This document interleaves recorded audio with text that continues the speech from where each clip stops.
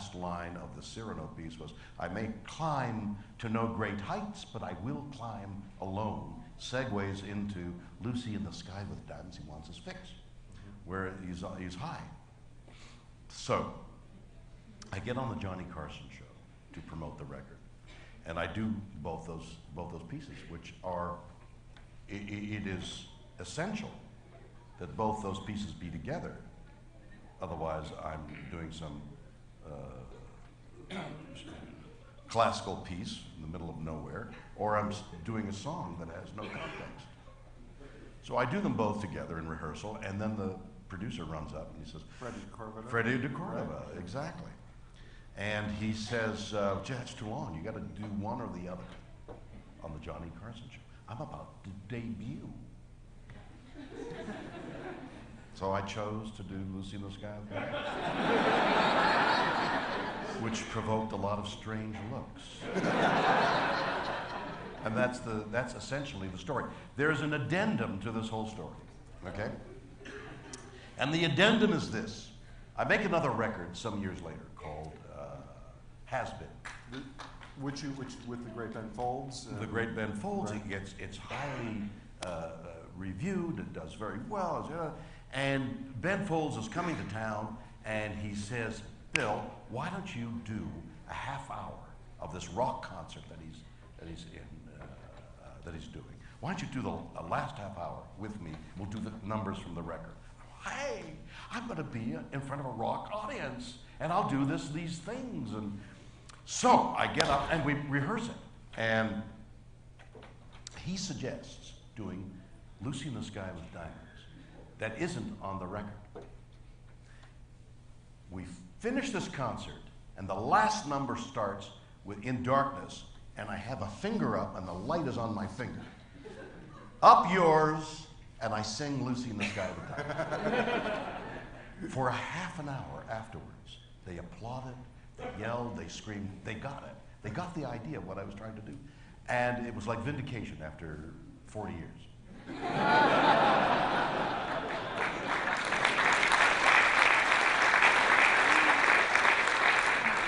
Let's go back a bit. You're apparently from Canada. The word apparently. Well, you're from Canada, which I've been told recently is a whole separate country. From Quebec, which is a separate country in a separate country. Now you grew up. You're from Montreal. Exactly. And you were the son of immigrants. Are you first generation Canadian? Your parents were immigrants? My mother was here as second or third generation. My father came over on the boat. And it's there in Montreal that you get your first theatrical training. Now people talk about the Royal Academy of Dramatic Arts and the American Academy of Dramatic Arts and all of these great things. You, as I understand it, are the most distinguished alum of the Dorothy Davis School for Actors. It goes even further back than that. Yes.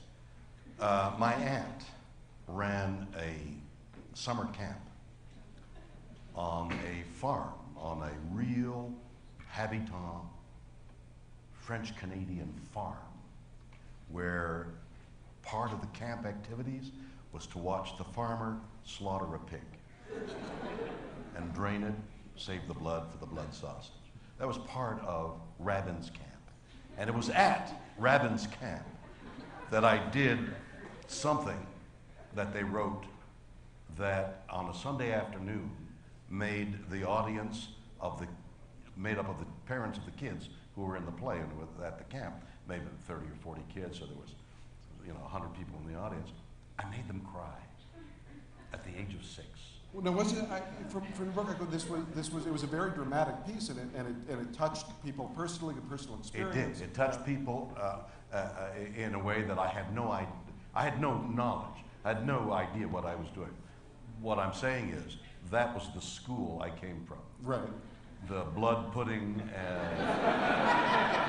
school of acting, which I've not gotten rid of until now. then the Dorothy Davis School was run in someone's basement. Was that? That's correct. Now, how old were you at that? I was shortly after that experience, by 8 or 9. So the camp feeds into the basement acting That's school. right. That's but prior to, right. it is my route. Exactly. So you develop this passion for acting, but you don't wind up going to, ultimately when it's time to go to college, you go to McGill and you're studying economics. And That's why I said sell Apple stock. Sell Apple stock. The press is here. That's what's going to get quoted. Right. Shatner said, "Sell Apple stock." Right. And then I'll buy it. You've been invited here to participate in an elaborate pump and dump scheme. So you went off to study economics, but when you got there, there was the theater department, and there was the love for theater. And the idea that I had to study also infringed on my college education. I failed a subject every year. I don't know what it's like in the States, but in or any other university, but at McGill, you could make up in the summer a course and then be able to go on in September to the next year, which is what I did every year, including my graduation. I failed some obscure mathematical course and had to make it up during the summer, so I got my diploma in the fall. So I continued. I was constant. So you have that degree in. I have that degree, yeah, which I've never looked at in all these years.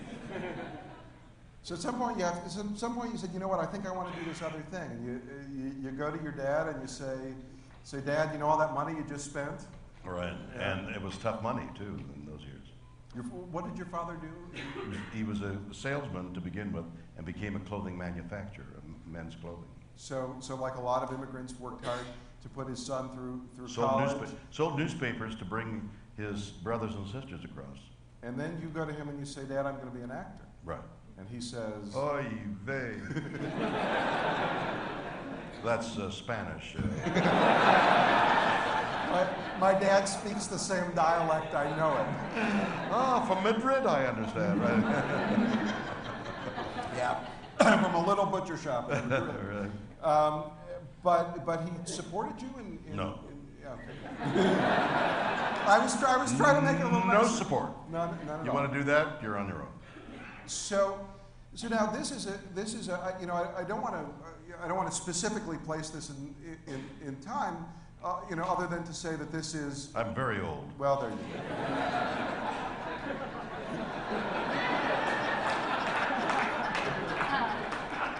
I'm so old I don't believe it, actually. So you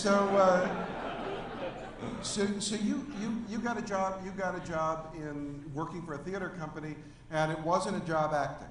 It was. Well, yes. You see, so then I graduated. I don't get my diploma that summer, but I'm able to get a job as an assistant manager with a woman by the name of Norma Springford, who was active in amateur theatrics in Montreal, for whom I had worked without getting paid, for whom I had acted, for whom I had performed in plays that she had put on in the intervening years from high school through to college graduation. So I was well known in Montreal as some young kid who was active in these theater productions. And so when she started the Mountain Playhouse in Montreal, on top of the mountain, like the lake, Beaver Lake. It was beautiful. It was a beautiful cabin. She built a theater, or it was a theater, and people would come to the park. I don't know whether you wouldn't know Montreal, but Montreal is built around an extinct volcano, which I would try to light up. The eruptions I got were on my face. That's the only joke I'll make about that.